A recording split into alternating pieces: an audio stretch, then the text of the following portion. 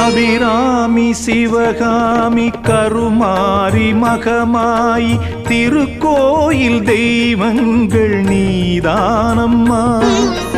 அன்னைக்கு அன்றாடம் அபிஷேகம் அலங்காரம் புரிகின்ற சிறு தொண்டன் நான் தானம்மா.